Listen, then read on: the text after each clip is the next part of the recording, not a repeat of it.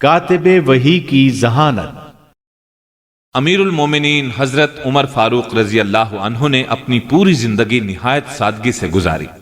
باوجود ہے کہ دنیا کے ایک بڑے حصے کے حکمران تھے، مگر شان و شوکت ان کے قریب بھی نہیں پھٹکتی تھی۔ چونکہ خود اپنے نفس پر بڑی حد تک قابو تھا، اس لیے تمام گورنر اور مختلف علاقوں کے امراء بھی ان کے نقش قدم پر چلتے تھے۔ ایک مرتبہ اپنے عہد خلافت میں ملک شام تشریف لے گئے۔ امیر معاویہ رضی اللہ عنہ وہاں کے گورنر تھے۔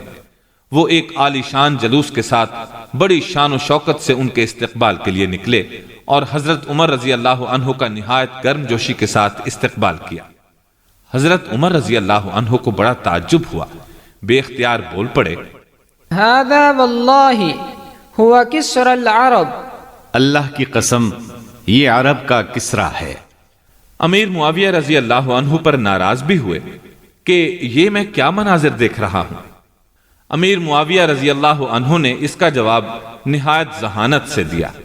عرض کیا، امیر المومنین، ہم ایک ایسی جگہ رہتے ہیں جہاں دشمن کے بہت سے جاسوس ہیں۔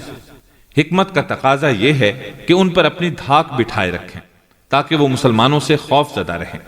لہٰذا ہمارے لیے ضروری ہے کہ ہم اپنی شان و شوکت کا اظہار کریں، اسلحے کی نمائش کریں اور فوجی پریڈ ہو وغیرہ وغیرہ، تاکہ دشمن ہمارے بارے میں کسی غلط فہمی کا شکار نہ ہو۔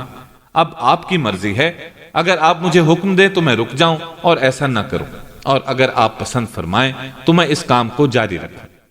حضرت عمر رضی اللہ عنہ نے فرمایا، اگر بات وہی ہے جیسا کہ آپ نے بیان کیا ہے تو پھر آپ کا جواب بہتر اور تشفی بخش ہے، اور اگر درست نہیں ہے تو پھر یہ ایک ادیب کی دھوکے بازی ہے۔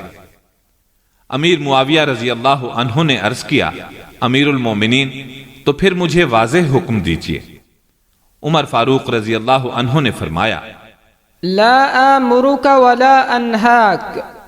نہ تو میں تمہیں اس کا حکم دیتا ہوں اور نہ ہی اس سے روکتا ہوں۔